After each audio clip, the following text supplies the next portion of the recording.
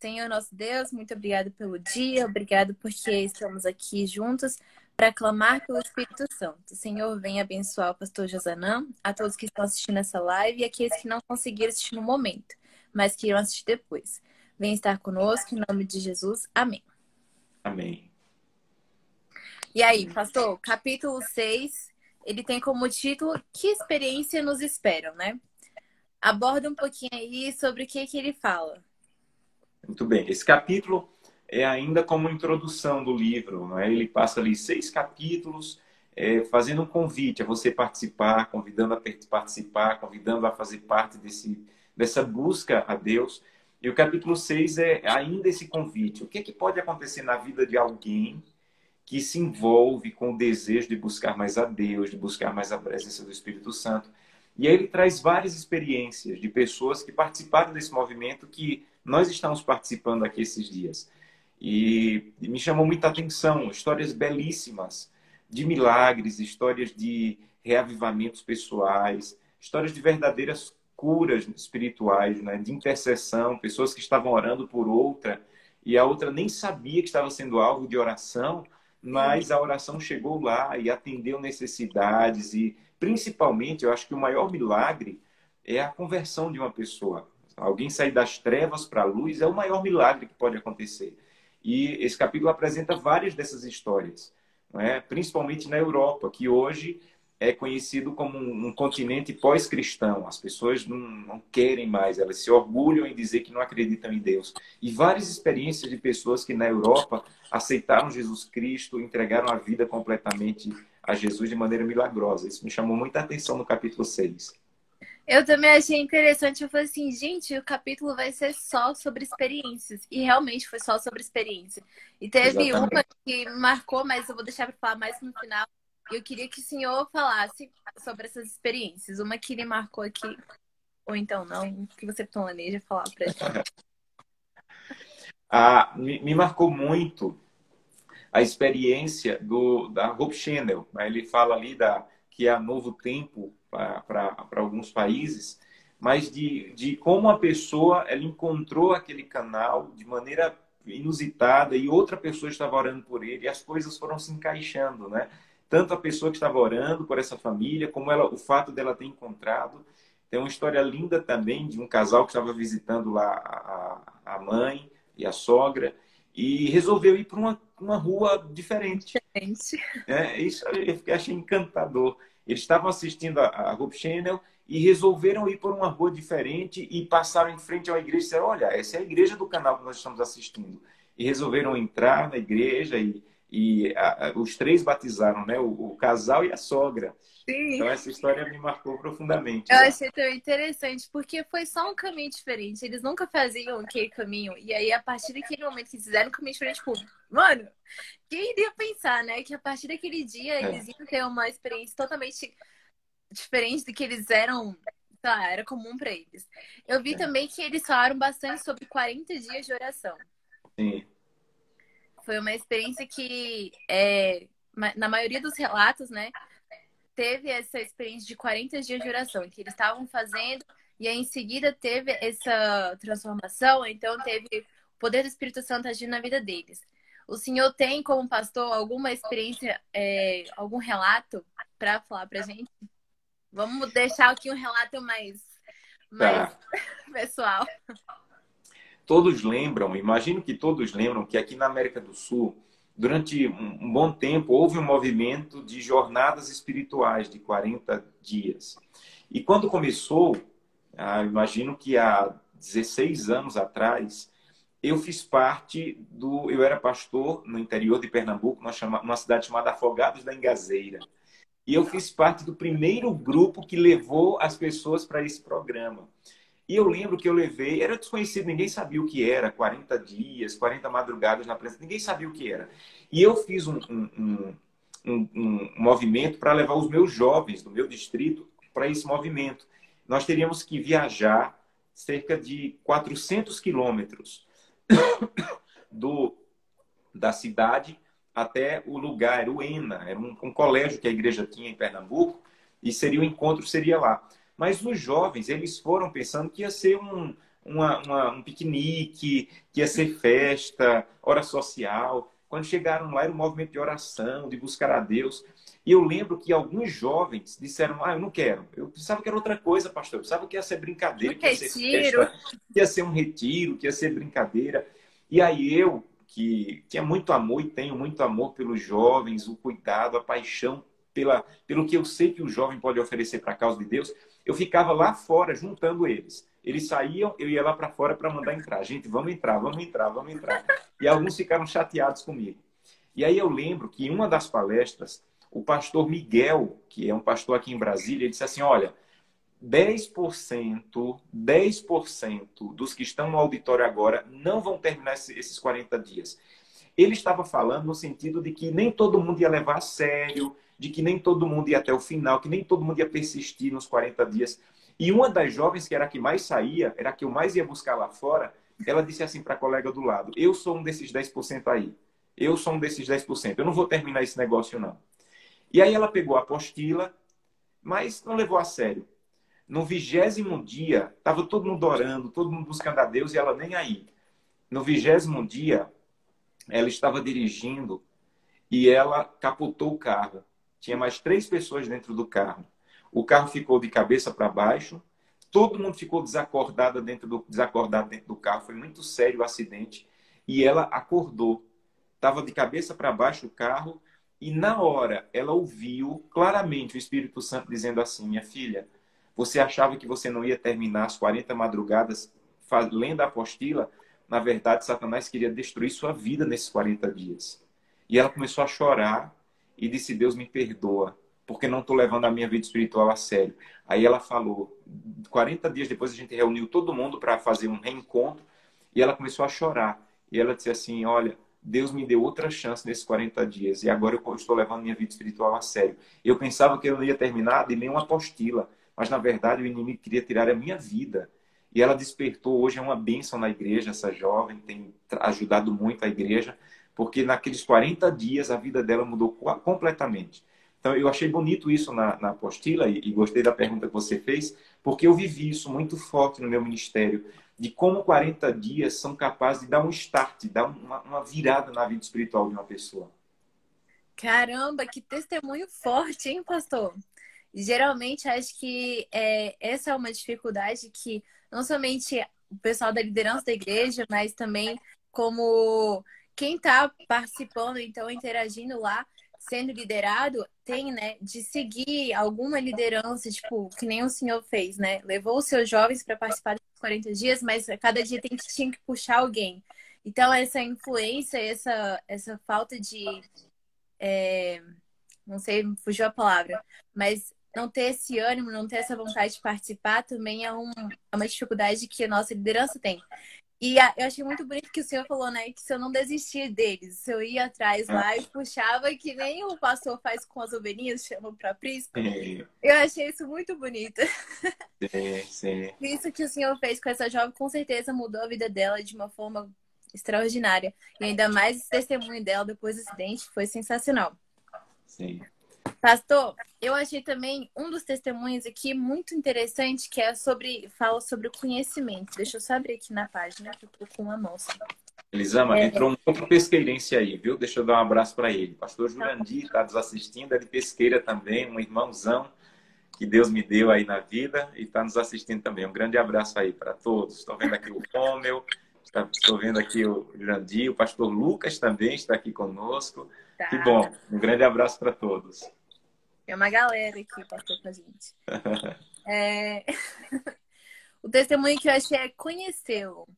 A pessoa que escreveu, né, é um autor desconhecido, não falou o nome dele, mas, na verdade, é alguém conhecido do autor. E aí ele falou que, por mais que a nossa igreja tenha essas palestras, tenha esses cultos sobre profecia, Daniel, Apocalipse, faltava ele conhecer a Cristo, faltava ele ter essa comunhão com Cristo. E eu queria que o senhor comentasse um pouco sobre esse tema, né? Sobre esse assunto. Conhecer a Cristo. A gente conhece as profecias, sabe o que significa as bestas de Apocalipse, de Daniel, mas falta essa comunhão, falta essa intimidade com Deus. Ótima pergunta.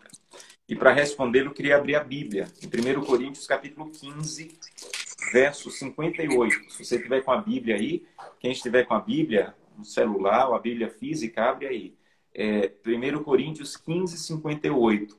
Paulo está terminando o livro de conselho. Coríntios é um livro de conselho a uma igreja. Como fazer para viver firme na fé, como fazer para viver uma vida relevante. Aí ele termina, quase terminando o livro, ele vai terminar lhe dando saudações e bênçãos, mas o conteúdo do livro, ele termina no capítulo 15, dizendo assim: portanto, meus amados irmãos, sejam firmes, constantes e inabaláveis. Sejam firmes, constantes e abundantes na obra do Senhor, sabendo que no Senhor o vosso trabalho não é vão. Eu acho lindo, porque para mim isso aqui é um resumo. Para você estar em Cristo, você tem que entender três coisas. Você tem que ser firme, você tem que ser constante e você tem que ser abundante. Firmeza é você viver o que você sabe que tem que viver. Você sabe que é para guardar o sábado, então seja firme. Você sabe que deve se alimentar de maneira saudável, então seja firme nisso. Você sabe que deve ser fiel nos dízimos e ofertas, então seja firme. Então, às vezes, o que nos falta na vida cristã é firmeza. Às vezes a gente é firme para um monte de coisa. É firme para assistir uma série. Eu vou assistir uma série de 12 horas, eu não vou até o final. Mas a gente não é firme para viver as convicções que a gente conhece. Então, Paulo está dizendo, seja firme. Agora, não basta apenas ser firme, você tem que ser constante. Eu acho que esse é um dos maiores problemas da vida. A gente é até firme, mas a gente é firme por um dia, por 2 dias, por 3 dias. Ele diz assim, ó, não seja apenas firme, seja constante também. Então, essa ideia de 40 dias é apenas um começo. Mas eu não posso dizer assim, a minha vida vai ser de 40 dias. A minha vida é a vida inteira. Eu tenho que buscar a Deus a vida inteira. Não é? É por isso até que a igreja aqui na América do Sul parou de fazer esse movimento de 40 dias. Hoje, desculpe, a jornada espiritual, nós dizemos que é a lição da escola sabatina. Eu tenho aqui minha lição. Estou estudando em espanhol para tentar melhorar o espanhol. Mas a jornada é a lição. Por quê? Porque ela não tem fim. Então eu tenho que ser constante. Eu tenho que buscar a Deus todo dia. Eu tenho que fazer o culto pessoal todo dia. Não adianta eu ir à presença de Deus de maneira poderosa um dia e passar 15 sem buscar a Deus. Eu tenho que ser constante. Além de ser firme e constante, eu tenho que ser abundante. Abundante é fazer as coisas de maneira profunda. Não faça mais ou menos. Faça com garra, faça com vontade. Dê o seu melhor. Aí ele diz, porque no Senhor o vosso trabalho não é em vão. Então, respondendo à sua pergunta, eu acho que é isso. Eu preciso ser firme, constante e abundante. Fazer as coisas com firmeza, com constância e com abundância. Ora, se eu faço isso na faculdade, se eu faço assim no trabalho, por que eu não faço as coisas de Deus desse jeito? Então, esse é o convite que eu acho que esse capítulo nos faz. De sermos firmes, constantes e abundantes nas coisas de Deus. Que bênção, pastor. E você falou que a igreja não faz mais esse projeto de 40 dias, né? Tem até um relato em que uma das pessoas, ela estava fazendo o 40 dias com uma amiga dela, mas quando encerrou o programa, a programação toda, elas não quiseram parar por aí, elas quiseram continuar, Isso na aí. verdade. Então, acho que ter essa constância é um ponto-chave, né? A gente poderia levar isso para a vida, né? Mas, pastor, eu posso falar por mim, acho que por vários outros jovens que vão assistir essa live, como é que eu posso manter essa constância, essa força de vontade? Só orando mesmo? Boa, ótima pergunta. Veja, tudo para mim na vida espiritual começa com a decisão. A decisão de experimentar um pouco mais e de viver um dia por vez. Vida espiritual para mim, ela não é feita por períodos, ela é feita por dias. Então, eu vivo hoje na presença de Deus. Eu não me preocupo com perseguição, eu não me preocupo com o dia do decreto dominical, eu não me preocupo com as pragas, eu não me preocupo com isso, eu me preocupo com hoje. E eu acho que o problema é que tem muita gente passando muito tempo na internet especulando sobre perseguição, sobre decreto dominical, e está esquecendo de viver o hoje na presença de Deus. Então, a vida cristã de muitos é como o efeito sanfona, não é? De você, a perseguição vai vir, eu busco muito hoje. Aí, como ela não vem, aí eu relaxo. Eu não estou nem aí para quando vem a perseguição. Eu não estou nem aí para quando vai vir pragas. Eu não estou nem aí. Porque hoje eu estou na presença de Deus, amanhã eu vou estar de novo, depois de novo. Uma coisa nesse capítulo me chamou muita atenção. No finalzinho do capítulo, ele tem uma citação do Espírito de Profecia, em que ele diz assim: manhã após manhã, Jesus buscava um novo batismo do Espírito Santo. Eu acho isso fantástico. Então Jesus não ficava assim, eu vou buscar para o dia da cruz. Não, ele buscava manhã após manhã, manhã após manhã. Então eu acho, respondendo à sua pergunta, que a grande questão para ser constante é você viver o dia. Então eu fui batizado há 25 anos atrás. O meu batismo na água dura há 25 anos já. Eu não precisei de outro batismo. Porque o batismo na água, ele pode durar a vida inteira, 50 anos. Tem gente que tem 60 anos de batismo. Só foi batizado uma vez. Porque o batismo na água, ele dura a vida inteira. Mas o batismo no Espírito Santo só dura um dia. Só dura um dia. É Todo diário. dia eu tenho que voltar. Todo dia eu tenho que voltar. Todo dia eu tenho que voltar. Então, o batismo na água dura a vida inteira. Mas o batismo no Espírito Santo tem que ser manhã após manhã. Todo dia, todo dia. E isso vai me ajudar a ter constância. Eu começar a separar minha vida espiritual por dia. Não é por evento, não é por data, não é por vídeo especulativo na internet, é por dia. Eu vivo cada dia na presença de Deus. Que top, pastor. Então, acho que essa é o ponto-chave da nossa live, né? Manter essa constância e pedir o batismo diário todos os dias. Porque, né, como o senhor falou, acaba no dia. E aí Acabou. tem uma frasezinha que coloca aqui no final do capítulo que se Jesus recebeu o batismo diário, quem dirá nós, né, para não receber? Então, Exato. eu acho que esse é o ponto-chave do nosso capítulo. E aí eu queria que se o senhor tiver, quase que não sai, tiver mais algum ponto, né, para comentar aqui com a gente, pode falar. Deixa eu te dizer outra história. Já que o capítulo tem tanta história, deixa eu contar outra história. Conta então pra Nesse gente. distrito também, que eu fui pastor, haviam, haviam várias cidades que não tinha nenhum adventista. Então, eram cidades muito pequenas, mas que não tinha adventista. E um dia, um irmão que era vendedor de porta em porta, ele foi na minha casa e disse assim: pastor, lembra da cidade vizinha aqui de Carnaíba? Eu disse: lembro.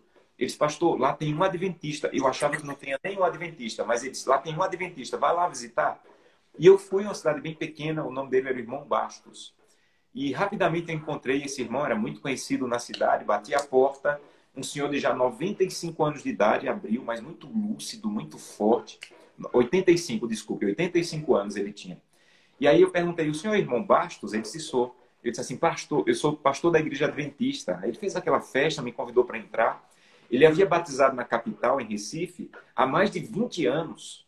E ele tinha perdido o contato com a igreja, mas ele estava firme, guardando o sábado. Ele vivia pregando o evangelho ali na cidade. Quando nós fundamos uma igreja na cidade, muitas pessoas foram batizadas pelo testemunho dele. Eu fiquei impressionado, Elisama, com a vida daquele homem. Eu perguntei: irmão Bastos, como é que o senhor fez para ficar firme na fé sem pastor? Ele disse que depois do batismo dele, eu era o primeiro pastor que visitava ele. Sem pastor, sem igreja, sem retiro espiritual, sem semana de oração. Como é que o senhor fez para ficar firme na fé esse tempo todo? Aí ele disse uma coisa que eu nunca vou esquecer na vida. Ele disse: pastor, eu não quero lhe magoar, não. Mas eu vou lhe responder. O pastor que eu preciso de verdade, todo dia me visita. O pastor que eu Nossa. preciso de verdade, todo dia vem na minha casa. E eu me emocionei com aquilo. Porque ele estava dizendo: olha, eu não dependo do que a igreja me oferece. O que a igreja me oferece é uma sobremesa espiritual. Mas o banquete de verdade é na presença de Deus. Eu, a Bíblia e a oração. Então, o problema é que a gente está vivendo de sobremesa. A igreja vai fazer uma semana de oração com um pregador famoso. Aí vai ser o auge da minha vida espiritual. Não, aquilo é uma sobremesa espiritual. O banquete de verdade é só a Bíblia, a oração, joelho no chão, o espírito de profecia. Então, o grande problema é que a gente está vivendo só de banquetes. E a gente tem que começar a viver de sobremesa, a gente tem que começar a viver de banquetes, como aquele homem me falou, né? Como aquele homem me ensinou. Isso, nossa, pastor, foi um tapa na cara esse testemunho do seu amigo, É, né? Porque agora, né, que a gente começou a quarentena, né? Agora não, mas no início do semestre a gente começou a quarentena mais a fundo, não tinha como ir para a igreja, então estava mais impedido. Muitas pessoas tiveram o que a sua fé mais adormecida, mais quietinha aqui, não conseguiram ter esse contato todo espiritual que o seu amigo aí, que o senhor foi visitar, teve. Mas isso que ele falou é uma verdade pra gente que eu realmente não considerava, né? O que você falou, né? Que é tá lá na igreja, participar de OTA, participar desses cultos especiais, essas programações, retiro, é sobremesa. A gente tem que ter nosso reavivamento espiritual sozinho, de casa, no individual. Lá Exatamente. na igreja é mais comunitário, todo mundo se ajuda, mas você tem que ter sozinho o seu banquete espiritual. Eu achei isso muito forte, pastor. É. E eu acho que esse é um grande problema da geração atual. Porque você lê a Bíblia, aí você vai para o Twitter para ver o que é que alguém comentou sobre a Bíblia. Eu acho que você tem que ler a Bíblia e ir para a presença do Espírito Santo para que ele fale contigo. Depois você até pode ir no Twitter para ver quem comentou e você postar alguma coisa, mas a gente está se alimentando de algo que já foi remoído por outra pessoa. A gente está consumindo, sendo consumidor de segunda categoria. Então, eu leio a Bíblia e eu não vou para o Twitter. Eu leio a Bíblia e eu fico, Deus, o que o Senhor quer falar comigo hoje? Espírito Santo, como é que o Senhor quer falar comigo hoje? Então, o problema é que a gente acha que eu preciso de tal comentador, de tal pessoa, de tal canal para poder me alimentar. E a gente tem o Espírito Santo para nos alimentar. E a gente está passando pouco tempo na presença do Espírito Santo e muito tempo na presença de comentadores, de páginas, Então, eu tenho um grande problema com isso. Eu acho que a gente está se alimentando muito de segunda mão. A gente tem que começar a se alimentar de primeira mão. Eu acho que é isso o objetivo desse livro. Me ensinar a me alimentar de primeira mão, direto do Espírito Santo. O Espírito Santo pode falar comigo a cada dia. Depois o Twitter pode me ajudar, o comentário de tal pessoa pode me ajudar, mas primeiro o Espírito Santo tem que ter falado alguma coisa comigo. Eu acho que isso remete também ao fato de a gente estudar a Bíblia, né? Muitas pessoas nós não estudam. Ela vai, porque o pastor tal falou, porque o comentário tal ali falou disso aqui. Mas ela não vai a fundo, não vai pesquisar sobre o que realmente a Bíblia fala. Elas agem muito do que os outros falaram, mas não do que a Bíblia falou. E isso que você falou, né? A gente não tem nosso reavivamento espiritual sozinho. A gente vai porque, o pastor conseguiu, a gente viveu aqui junto, mas não tenho eu sozinho. E o pastor Lucas, ele até comentou aqui que o banquete não... Ele satisfaz mais do que a sobremesa, né? A sobremesa, ela não satisfaz tanto quanto o banquete, até porque não é um banquete. Exatamente, exatamente. Gostei que o Romeu colocou aqui também, né, que a palavra está sempre disponível em primeira mão. Sempre. É isso aí. A palavra primeiro, gente. A palavra primeiro. Então, vai chegar um momento que a gente não vai ter mais igreja aberta, vai chegar um momento que a gente não vai ter mais acesso a comentário. A gente vai ter o que na cabeça? Se eu dependo de outras pessoas para me alimentarem, eu preciso encher minha mente da presença de Deus, da palavra de Deus, para que eu possa viver uma vida cristã no momento que eu tenho que vivê-la sozinho. É por isso que tem muita gente que quando vai para a universidade, por exemplo, perde a fé, porque ele aprendeu a viver dependente da fé de outro. Eu tenho que aprender a viver da minha fé, da minha relação com Deus, do meu encontro pessoal com Deus, e onde eu estiver, sozinho ou acompanhado, eu vou ter alguém do meu lado. Então, é claro, a comunidade ela é um complemento, mas eu preciso aprender a viver minha fé pessoal, independente, na presença de Deus. Que bênção. E aqui, já para finalizar nossa live, né? O Romero colocou lá em cima os comentários que tem 3 pilares para a gente ter esse nosso reavivamento espiritual, né? Que o senhor comentou, que é a firmeza, constância e abundância. E acho que a gente poderia até acrescentar um quarto no final, que é estudo da palavra, individual, Sim, né? Não ir sim. atrás dos outros, não depender dos outros. E aí, eu queria que você já encerrasse a nossa live e em seguida o senhor faz uma oração pra gente. Com Tá base. bem. Então, deixa eu encerrar fazendo um convite a vocês, todos vocês. Tempo com a palavra de Deus. Tempo com a palavra de Deus. E não é simplesmente lendo a Bíblia. A gente tem que estudar a Bíblia. E uma das melhores maneiras de estudar a Bíblia é através da lição da Escola Sabatina. Esse trimestre está fantástico. Você está entendendo coisas sobre como o processo de Deus, educativo de Deus. Então, a lição da Escola Sabatina não é para você ler a Bíblia, é para você estudar, se aprofundar na Bíblia. Então, essa é a ideia da lição da Escola Sabatina, me ajudar a estudar a Bíblia de maneira mais profunda, de maneira mais sistemática. Então, um convite para todos. A cada dia, diga: Santo Deus, por favor, mais uma vez eu quero o batismo do Espírito Santo. Se Jesus buscava diariamente, como você disse, Elisama, quem dirá eu quanta necessidade eu tenho? Então, que Deus abençoe a todos para que você se aprofunde, para que você beba da palavra de primeira mão e que você se aprofunde no estudo diário da Bíblia e na comunhão com Deus. Amém. Que coisa linda. Pastor, eu peço que o senhor ore agora pelos jovens que estão assistindo aqui e também pelos que vão assistir, para que eles tenham essa sede de estudar a palavra, de ter esse batismo do Espírito Santo diário. Amém. Vamos orar então. Querido Deus, muito obrigado por esse tempo, muito obrigado por tua verdade, obrigado por essas histórias lindas que esse livro, Passo para o Reavivamento Espiritual, nos apresentou. E se é possível, ou se foi possível na vida dessas pessoas, é também na nossa vida. Se está disponível para elas, também está disponível para nós. Porque não é segredo, não existe segredo espiritual. Na verdade, existe busca e dependência do Senhor. Então, nos ajuda a buscar, a depender do Senhor a cada dia, para que possamos ser realmente reavivados. E que a nossa vida espiritual, ela tenha como base o Senhor, a sua palavra e a oração. É o que nós te pedimos, em nome de Jesus. Amém. Amém.